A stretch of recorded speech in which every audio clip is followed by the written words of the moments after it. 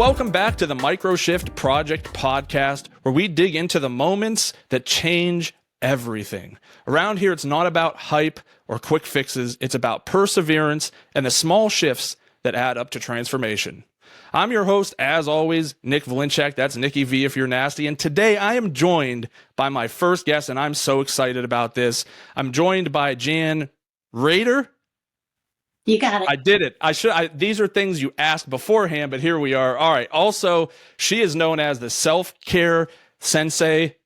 She is a well-being educator, a speaker, a gold medal winning karateka, I think that's how you say it, with a master's degree in well-being education. She blends her karate wisdom with positive psychology to help people stress less, grow more, and live with purpose. She is also an author penning the book Strive for More, which stands for Meaning, Optimism and Emotions, Relationship, and Engagement.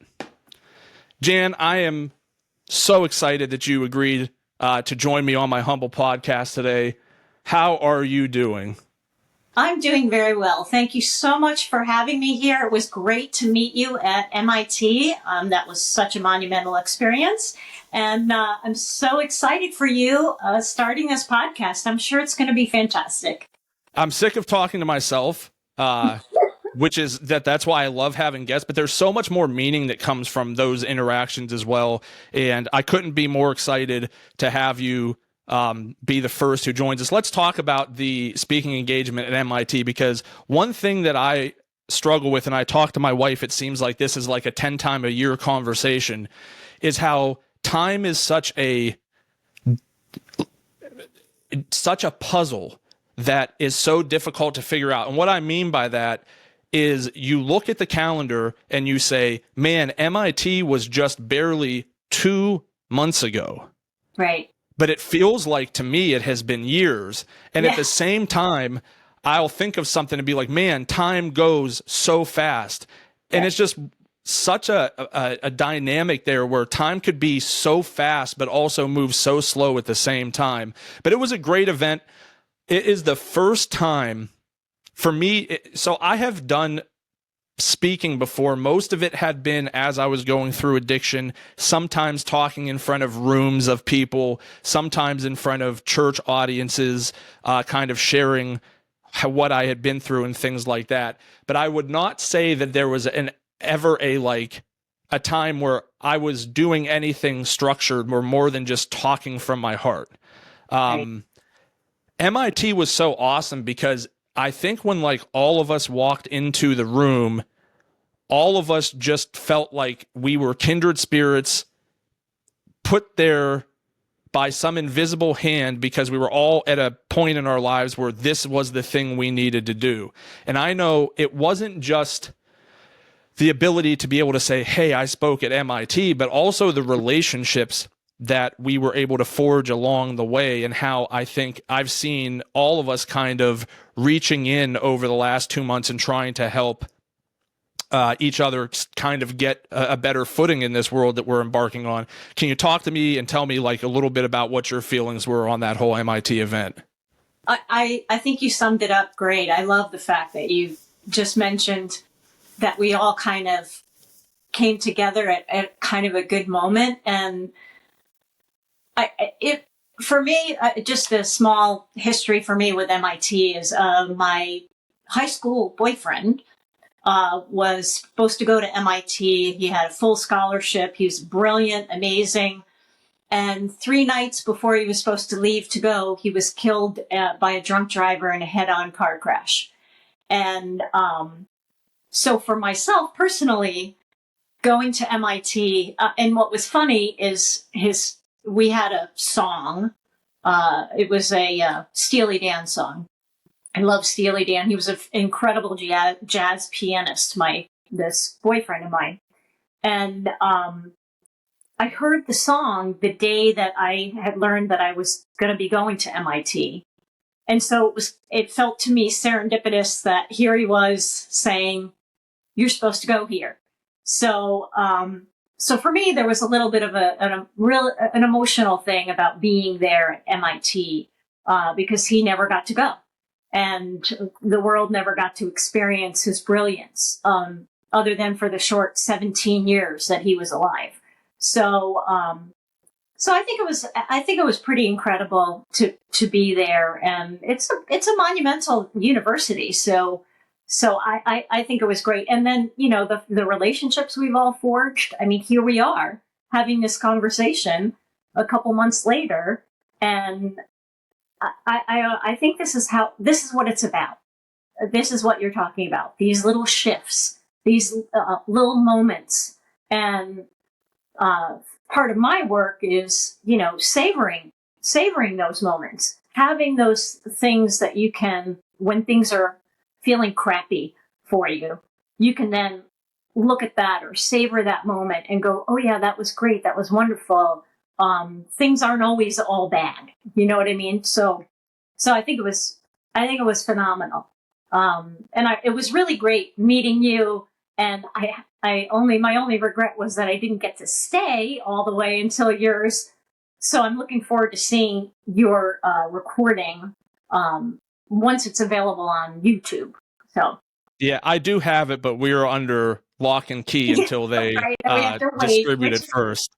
Yeah, I get that. That's fine. I'm fine with that. But I can't wait I hope that you share the link with me right away when you get it, because I want to make sure. Oh, for sure. Yeah. I think a couple of different things. I don't want to talk too much about myself during this, because these people who listen have already heard enough about me over the last 10 episodes. It's wild that you share the story that you shared, because so often when I talk to people, and a lot of it is more people who know me and I'm having a little more casual conversation with, but they'll always ask me about things like regret. Do I regret the things that I've gone through? And my answer is always, I regret some very tiny parts of it, but overall, all I know is I did all of that stuff and I ended up where I'm at now, and I have fulfillment and happiness, and I'm finally starting on the journey that I really feel called to do. But I always told people this. Because they'd say, you were always a smart kid, 4 high grades, top 2% in my graduating class, whatever. They're like, you could have gone to college right after high school and been further ahead. And I used to always tell them this: you are not guaranteed, just because you take that other path, that you would end up ahead of where you're at now. For all I know, and this is hands of God, I've got dozens, if not hundreds of people that will vouch for me. I would always tell them, I could get killed on my way to college. Mm-hmm. And then it's all done. So it literally, when I say that out loud, I can feel the chills, because that is an example that I had always just used, and now I'm actually talking to someone who went through an experience like that.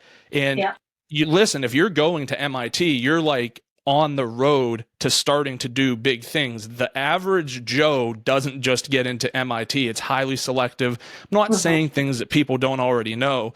And I'm very sorry to hear about that you had to go through that, and you lost someone in a manner like that. But I think it helps you become the person you are. And I think we want to talk a little bit about that today. So you've built a really unique path as a speaker, an author, and a well-being educator.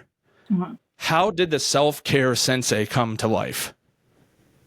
Well, I used SelfCare Sensei. I decided to do that because for years during the pandemic, talking to people via LinkedIn and so on, they were like, oh, why don't you bring in your martial arts, your karate part of you? And I'm like, I'm retired. I actually retired in 2018 from the martial arts, from karate.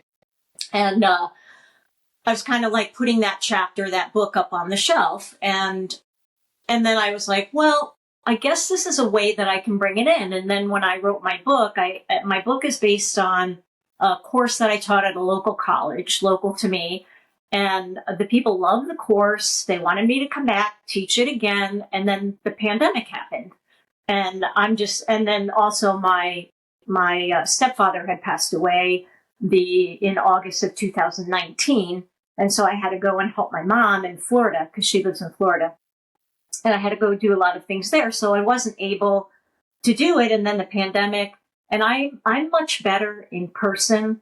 Like when we were at MIT, the fact that there were people in the room for me is I prefer that. Not that I can't deal with this kind of a interaction with people because it does help when you see people, but being in the room with people and reading the energy in the room, feeling what's going on in the room. I guess I always say when I talk about it, I think about comedians. Like when you're a comedian, you can tell whether the room is a tough room or not right away. You get an energy grab from, oh, this is not landing.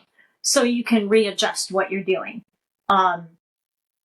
So anyway, I decided through everybody talking to me, I was like, okay, well, I guess I'll call myself the SelfCare Sensei. Everybody knows the term sensei. And so I thought that would be a little bit of martial arts. In my book, I call my exercises Wellbeing Wazas. Waza is a word for technique in Japanese karate. Waza means technique. So I thought that would be fun. And so that's kind of how it came about, is that, and it has shaped who I am. I'm a person that started later in life in the martial arts. I wish I had started earlier. My whole high school experience would have been completely different if I had started earlier, because it's such a great self-esteem builder. That's why I highly recommend younger people and parents getting their kids involved, because it's a really great way to build self-esteem. So that's kind of how it all came about. And then of course, just everything that I've experienced in my life, because I have such an eclectic background, which we could talk for days about my background. And I agree with you with what you said before about college. It doesn't guarantee you. And we never know where our path is going to lead us. For me personally, everything that I've ever done, people have given me these opportunities and I've always gone, yeah, sure, no problem. I'll try that. And it's never been anything I've picked. It's always been things that have presented themselves to me. And I think that's a thing that people need to not feel so planned all the time. I think from a branding perspective too, things like Wellbeing Wazas and the SelfCare Sensei are such a good, memorable way for someone to attach you to the work you're doing. So I think from that perspective, it's great too. I know personally, I've started to watch how other people speak. If I was in the position I'm in now 10 years ago, I would have thought I knew everything. And I'm happy that I learn and have been willing to become less stubborn over time, which is not always the case. I also am very lucky that our biggest client is Damon John, who's one of the sharks on Shark Tank, founded FUBU. He actually just came to Youngstown, where we reside, 2 weeks ago. And so we got to spend the whole day with him while he did his speeches at the university and then another one down the road. And not just see how he delivers a message and confirm for myself like that's exactly what I thought, where it is a little bit like 65% speaker and like 35% comedian, because you want people to have emotions and you want them to have varying emotions. And to your point, that's why it's always so powerful to be able to be in a room, but just to be able to pick someone's brain who is well known as being one of the top speakers in the world is just like knowledge that you cannot necessarily otherwise get. So very blessed for things like that. Now, you talked about your life, as how it goes for most of us. Life has thrown curveballs. You've had some autoimmune diseases, flare-ups, injuries, and I hate saying this because it's something that I'm starting to deal with, the realities of aging. Yeah. The real win isn't avoiding those challenges, but learning to adapt, how to care for yourself, redefine strength. I think I'm happy that I get to grow up where I do now, and I still consider myself at 41 growing up, because 20 years ago or a generation ago, especially for men, mental health was just to suck it up and figure it out.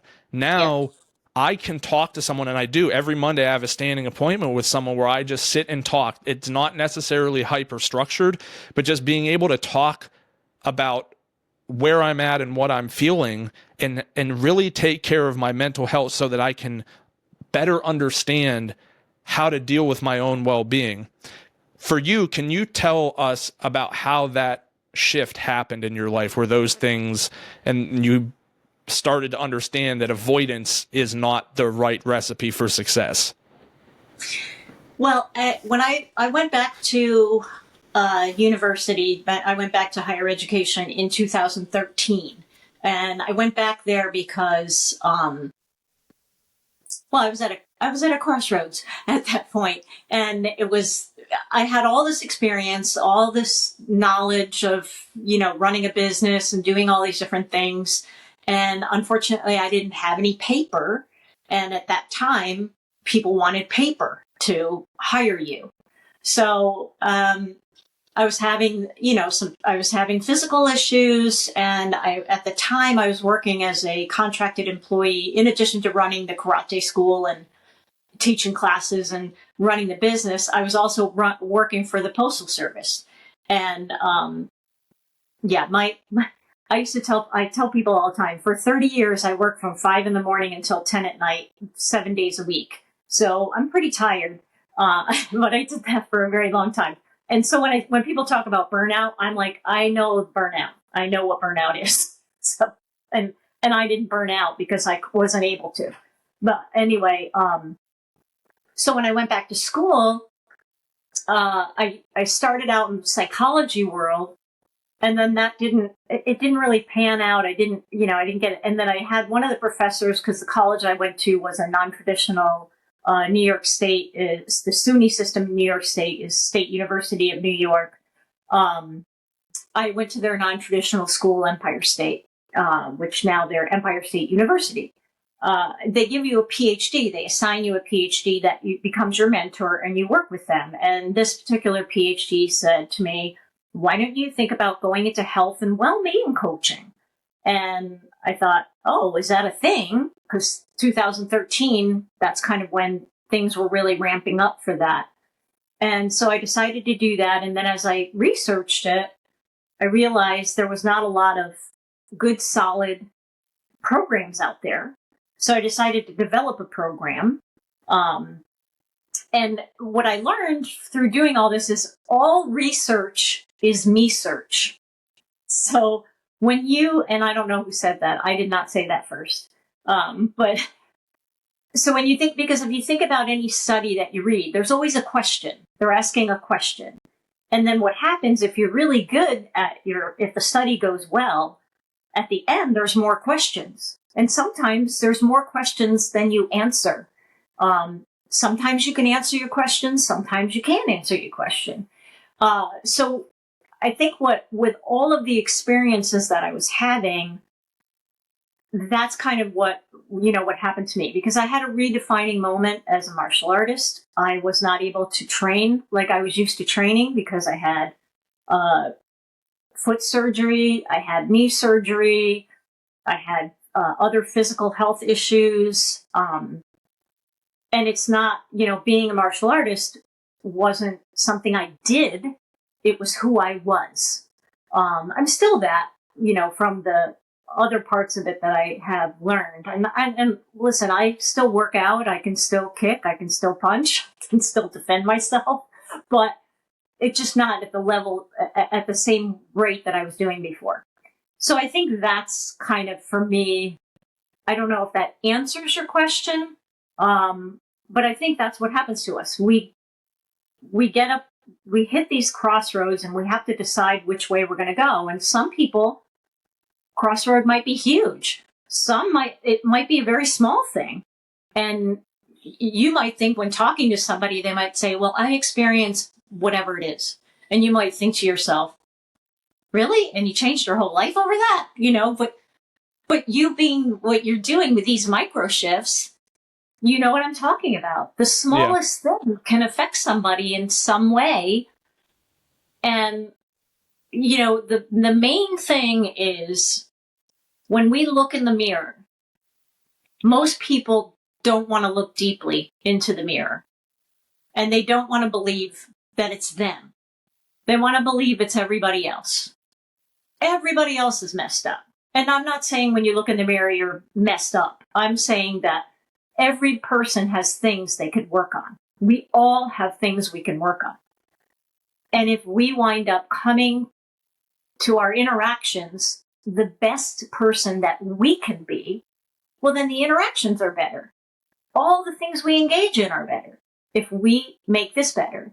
And I said this the other week when I spoke with somebody. We're on a train, and you are on the train from birth till death, and people get on and off your train. But the bottom line is you're on your train the whole time. And if you don't have a good relationship with you, well, it's going to be a terrible train ride. You're not going to enjoy it. So, and when those people come on and off the train, you're not going to be that great at interacting with them because you haven't worked on you. So this is the most important thing to work on, is you. That's absolutely powerful.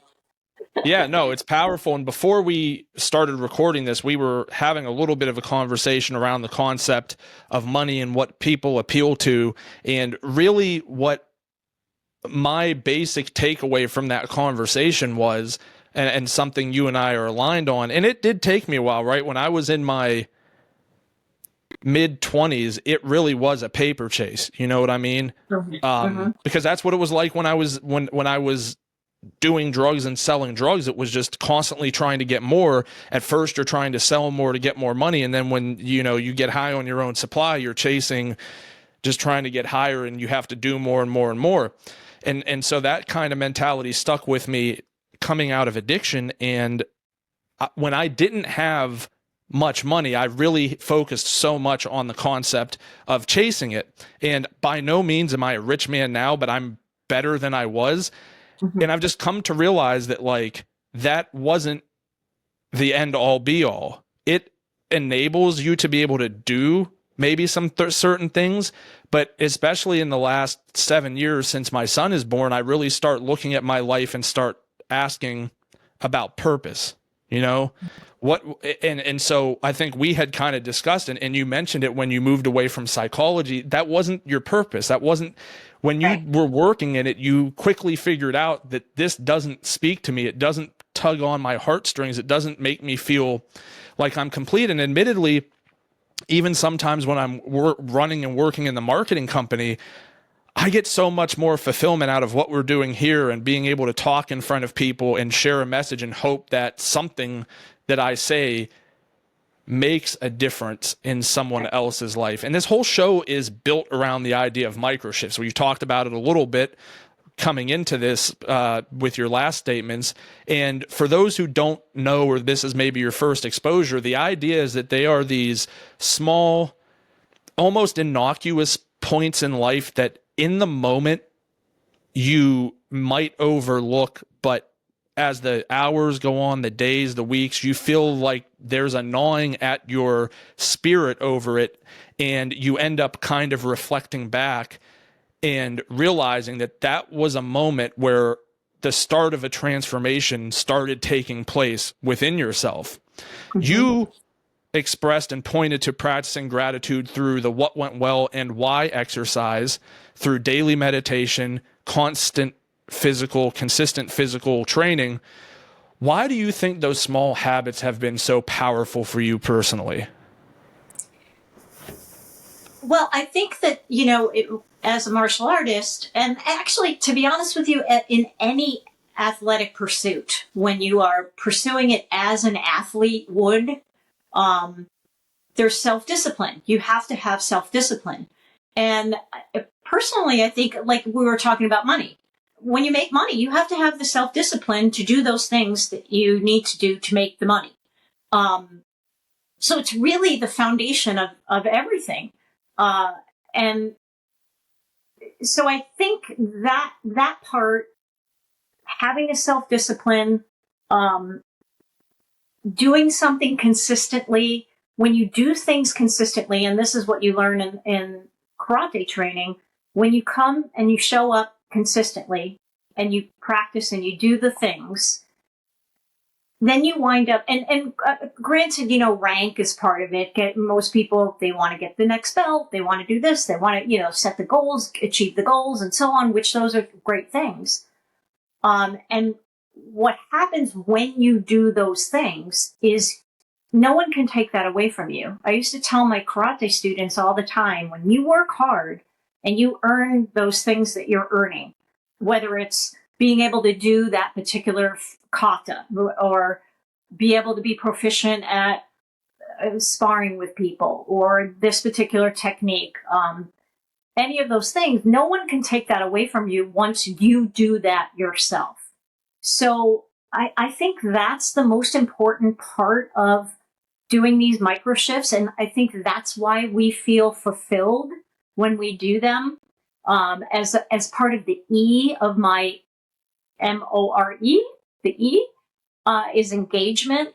When you lose yourself in activities that challenge you, I always say this to people, I'm not talking about scrolling, because you can lose yourself in scrolling and it's not challenging you. So things that you have to actually learn a skill, that you have to be challenged, that you have to work toward it. Once you start to gain a proficiency in those things and you lose track of time doing that, that's such fulfillment. And you feel like it's hard to explain unless you've done it yourself. I mean, that's where we get it from. So any kind of repetition, any kind of things that we do all the time, when you're a meditator, and that's really hard to do. People hate that. They hate sitting still and being quiet.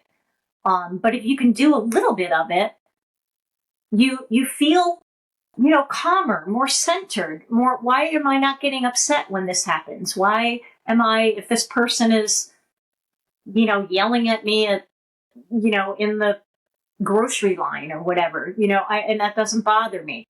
Those are those moments where you've discovered, wow, that is working.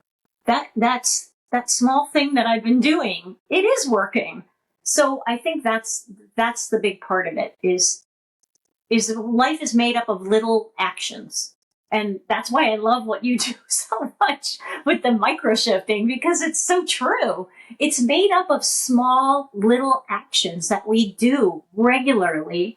And then all of a sudden we're moving forward, and sometimes we don't even realize it until that moment happens. Like I said, where you're calm, things are chaotic around you and you're calm. And you're like, wow, that is working for me. I kind of giggle when I explain this concept to people and they hear my story and then they're like, oh, so like things like when your mom died, and you're like, no, that's not a microshift. That is a massive life-altering event. That's not what I'm talking. Obviously, when I landed at the homeless shelter and was frightened because the homeless shelter in Youngstown, all around it is the Westlake projects. And when I got there, the day I woke up and went outside, and this is sadly something I had seen before, but it goes to illustrate the story. I watched a drug deal go bad, and I'm standing by the dumpster trying to hide and smoke a cigarette, which I wasn't supposed to be doing. And I see someone running dead at me, and there's a fence, a big chain link fence that separates the Mission property from the hood. And I see this person running towards me, and all I hear is pop, pop, pop, pop, pop, pop, pop. And this person just falls in front of me, and someone is just standing there 80 feet down the sidewalk, and I'm just like, this is life for me in 21 years old because of the decisions I made. Even that's a massive event that happens when you see someone unalived in front of you. You're like, oh, okay, this has changed me forever. It really is. And it's things like we're discussing something, and we discussed the concept of how money weighs in on our lives and how we view it. And while it is a useful tool, it isn't the end all be all. I can already tell that that's something for me that is settling in my soul. And I know that in the days and weeks to come, I'm going to look back on that and I feel like there is some kind of a change, and there's other factors that go into it because of things that are going on in my life, but it's oftentimes like those little small things. You're just talking to someone. How does that have a big impact in your life? Well, it does. We all have these small conversations that take place that really help elevate us to our next level of being. You've talked about martial arts a lot, and that's awesome. I put my son into Taekwondo. I do have to renew his membership. I think we're going to be Taekwondo and Cub Scout parents moving forward, which is better than scrolling. I think one common misconception people have, especially since you're a black belt, is that you're always ready to fight. And fighting doesn't always mean physically, but it can just be combativeness. And I have to feel like that might get old. What's the truth you wish people understood about your martial arts background and what it has actually given you? Well, I think one of the things, when I first started training, and when I was a first degree black belt, which was actually many years ago, that I received that rank. And people would find out that you were that, and they go, "Oh, you're going to kick my butt." And it's like, I can't tell you how many people. Now, granted, part of that could have been because I'm a woman also. I've always been in male-dominated career fields, so I was used to these kind of comments from men. And I used to start to say, well, if you don't give me a reason, then I won't need to, because I just was like, it's so ignorant to say things like that. And the thing about martial arts training, which your son being in Taekwondo, that's great. Now that's a Korean martial art, so it's they use the term karate, even though karate is actually Japanese and Okinawan. I just have to go into that for a second because I've been in it so long. So he's going to be in a Korean martial art, which is totally different than a Japanese Okinawan martial art. That being said,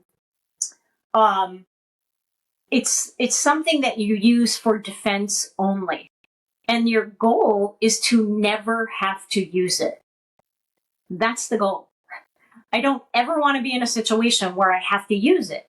So what you're learning is about awareness, not only just awareness of your surroundings, but also self-awareness. Like, that story that you relayed, which I'm very sorry that happened to you, because that's a PTSD moment that you experienced. But it seems to me like you are transcending the PTSD, which is obviously what we want people to do. And just to go briefly back to the psychology thing, I have a passion for positive psychology. Regular abnormal psychology, because that word abnormal is at the beginning of it. So anyway, as far as the martial arts is concerned, it's about being aware. It's about believing in yourself. It's about, pushing yourself past your limits. And knowing that there's more. That I got to that point. I could go more. I could do more. I could, I'm tougher than I thought. I have more grit than I thought, which we need grittier people.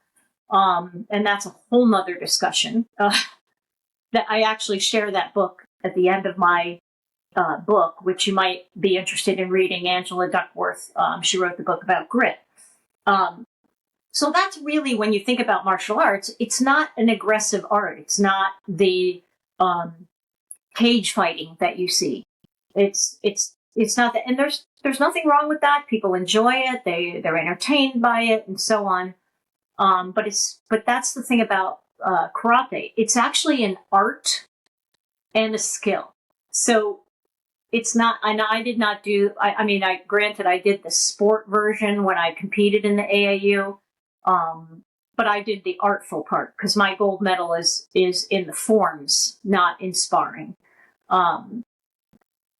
So I guess that would be the answer to that. I hope that answered that. Did I leave anything? No, that's very clear. And I think it's a good insight to understand how we can commonly look at something outwardly and make a decision based off of what we think we know, but what is actually happening on the inside is dramatically different. Right. And I think that's important, to have that distinction and be able to understand that things aren't always what they seem. And just because I'm in something that you feel like is done at worst for violence, at best as a self-defense mechanism, but really there's so much that goes into it, like you said, and things like learning that discipline, constantly pushing yourself, having perseverance when things get tough, and not quitting, because it's not easy to progress through those ranks. Yeah. So I think that's an important message to be able to get out there. One other message that I think that was really a good quote that I had seen, and what you say is one of your guiding quotes from Einstein. There are only two ways to live your life. One is as though nothing is a miracle. The other is as though everything is a miracle. Yeah. There's a quote, and I'm super bad with quotes, but there is some quote that goes, it kind of ties in a little bit. Something to the extent of like, there's no better time than the present because it's truly a gift, right? So tying the present and gift mentality. When I heard that, although it was in a better form that made more coherent sense than what I tried to just illustrate there, it really spoke to me about how understanding, especially when I try to talk through people, and I've used the car accident example of a potential outcome that it could occur if I had gone straight, that really when we wake up every day, it really is a gift, and that we should be doing what we can to make the best out of it. And I think that is what is trying to be said here. So I want to ask you, how does that mindset show up in a way that you live and teach?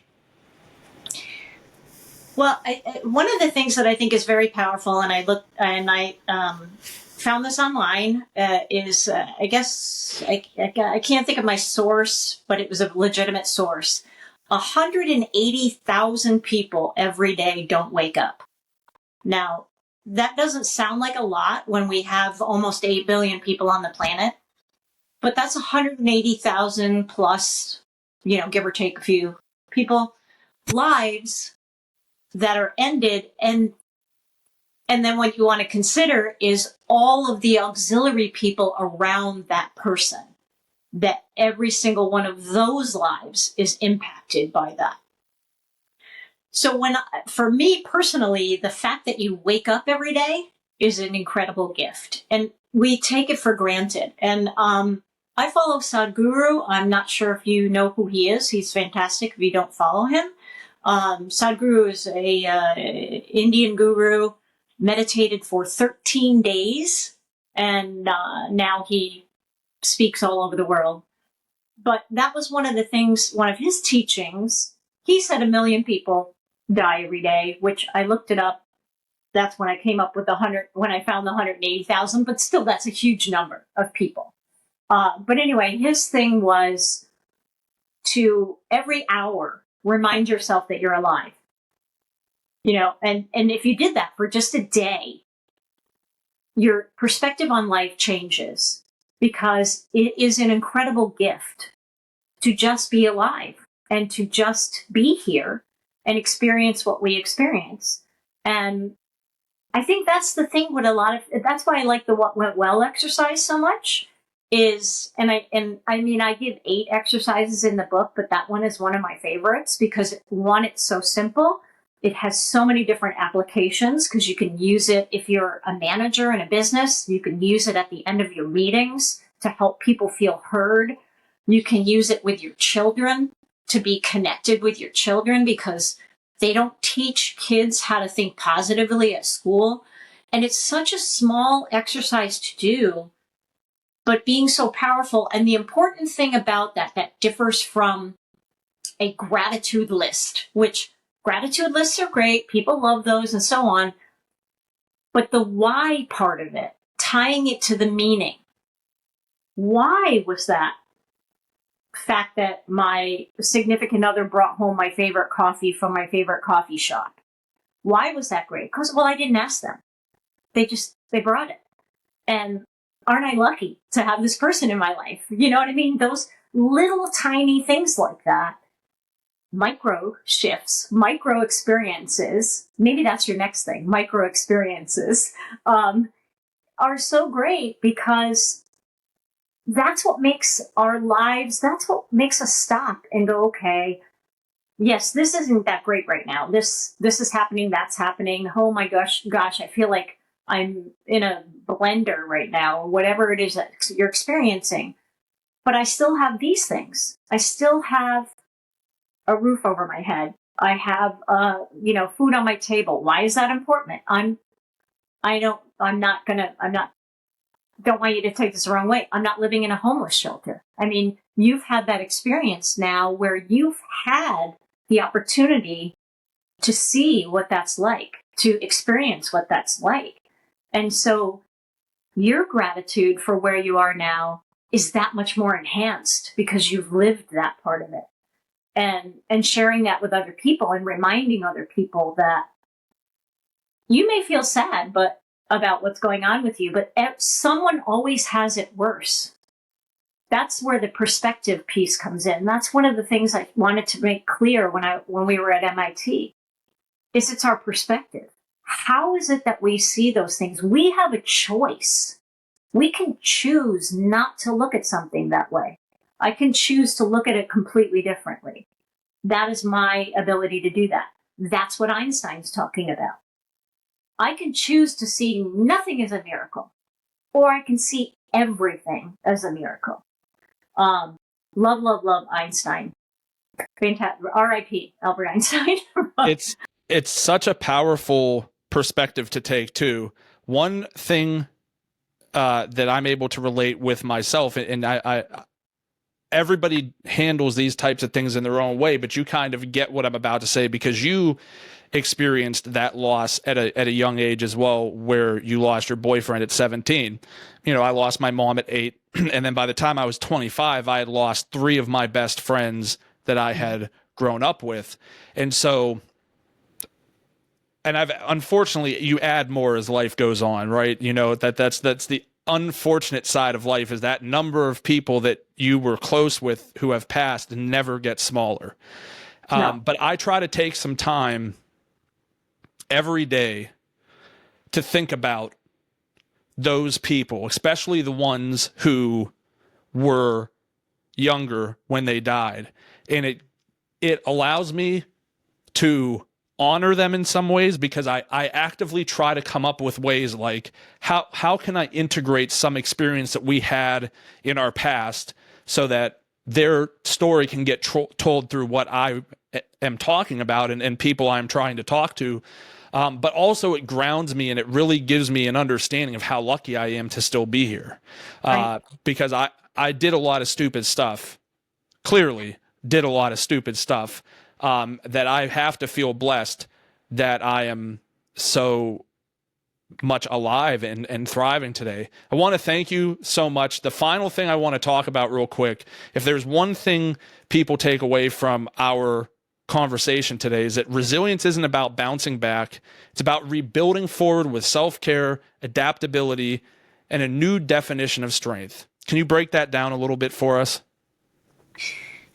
Well, there is a degree of grittiness and toughness of being resilient. I mean, you do, because you have to be that way when you come up against problems. You know, we have to do that. But I think the self-care, when I talk about self-care, not that I disagree with these things, but getting a massage, going for women, a lot of times they have a manicure and a pedicure. They go places with their friends. They do, those things are wonderful. You know, they have a bubble bath on a Friday night. Those things are wonderful, and I don't think they're a bad form of self-care. But true self-care is understanding who we are, and at a deeper level. And most of the time, we don't deal with you said you lost your mom at 8. There were probably stories that your 8-year-old self told yourself about that situation. And those stories may not even been true. So, and you may have carried those. I know I have some from when I was a little girl. When I was 7, I had, a couple of things that were tragic that happened to me. And I told myself stories about them, about that incident. And I brought those forward into my adult life, and they weren't necessarily true. So when I would experience, being in a conversation or a relationship with someone else, that story would pop up for me, and they wouldn't necessarily know. And I would have a weird reaction, or something would happen, and I would be, oh, I told myself the wrong thing. So that's where what I talked about earlier about looking deeply into the mirror. That if you have yourself right, and it's never over. That's the other thing about self-care. It's never over. I said this to a family relative of mine. You don't turn 65 and go, okay, I'm going to stop brushing my teeth because I've done it enough. And, or I'm not going to take a shower again, which people would hate that if you didn't do that. Because I've taken enough showers in my life. It's an ongoing process. You're always doing it. You need to always do it. And we are so negative. Our brains are wired for negativity. So we have to stay on top of that. So that's what I mean when I talk about self-care, how important that is. As far as other parts of resilience, I think part of it is being humble, sort of being, having some humility with being resilient and saying, okay, that thing happened. How did I react? Maybe I didn't react in the best way possible. Maybe I blew it out of proportion, and I shouldn't have done that. One of those things that I love about Sadhguru is he talks about anger, that, I don't want anyone else to control. So an interviewer asked him once, do you ever get angry? And he said, yes, I get angry, but I don't allow other people to control my emotions. I control my emotions because we don't like it. I mean, most people, if they're fly into a rage afterwards, you don't feel good. You feel awful. So it's being pleasant is much better when you're around people for yourself. And that's not to say I'm going to ignore those emotions, because I have to have them. I do have to have them. But I want to understand sometimes, like, the outrageous response that I have. Like, why did I have that? What's going on? Oh, okay, this maybe happened when I was 8, and now that's why I react that way in these situations. And I'm speaking in general terms because nothing is a one size fits all. Everyone is an individual. We've all had these journeys. But as I talk about in the beginning of my book, there's similarities in all of our journeys. We've all experienced loss. We've all experienced some of these tragedies. And we all want some of the same things. We all want to be happy. We all want to have a great life. So there are things that we can do that allow us to do that. So I think resilience has several different meanings. Being able to bounce back, being able to move forward, being able to take care of yourself, to look inward and not be afraid to look inward, because it can be scary to look inward, because at the end you might go, wow, I don't like that about myself, so. But self-awareness is so, so important, especially when it comes to being resilient. So I guess I would end on that. Be self-aware. I think back to Billy Crystal and Robert De Niro and analyze this and analyze that, if you've ever seen it. Yes, where Billy Crystal is he's trying to play psychiatrist to Robert De Niro's character, who, interestingly, my son is named Primo. The villain in that is named Primo. Ironically. But anyway, I into me I see, he's going through this whole spiel, and whenever I hear intimacy come up, that's what I think about. But I also thought about, as you were talking, when we fall short, right? Nobody likes talking about that. We all put on superficial shows, and especially when we get on stage a lot, we tend, someone like myself, you find yourself talking more about how you overcame stuff, but you don't tell the story about how your 7-year-old forgot to tighten the lid on a drink and you picked it up and spilled it on yourself and you lost your temper, and then have to sit back and be like, well, congratulations, dum-dum, you have less emotional range than a 7-year-old at 41 years old. It's humbling. And when I think you start to achieve, I don't know if success, but like understanding. You start to achieve better understanding when you're able to go from that thing to the next thing and be like, yeah, I got to not do that again, because that made me feel really stupid. My son cried out of something that I've done in my life a number of times. And where it could have been a teaching opportunity for him, it had to be a teaching opportunity for me. And as a parent, we want more teaching opportunities for our children than having to teach ourselves. Right. So it's a good way to kind of keep yourself grounded. And I've talked to myself a lot and had that inner dialogue to make sure I am not getting wound up too quickly. Jan, I really thank you so much for bringing your story, your energy, and your wisdom to the Microshift Project Podcast. For everyone listening, resilience doesn't mean going back to the way things were. It means rebuilding forward one microshift at a time. I encourage everyone, head over to Amazon. Is this for sale on your website as well, or just... You can, there's links to it on my website. Yes, sir. Yeah. Buy the book. It's a great read. It really inspired me to kind of take some times throughout my day and have real life assessment, and make sure that I am not letting my mental health and then my well-being kind of escape me, because it can be easy to do that in the rigors of life. But we're not going to get that fulfillment or that comfort if we really don't focus on those things. If you want to connect with Jan, you can find her at selfcaresensei.com or on Instagram at SelfCare Sensei J Raeder. That's R-A-E-D-R. I think I pronounced it incorrectly that time, but that's all right. Or on LinkedIn at Jan Raeder. And remember, you can find me on Instagram at Nick from CWE, on YouTube at The Microshift. The smallest shifts today can create the biggest transformations tomorrow. We'll see you again next time. Thank you.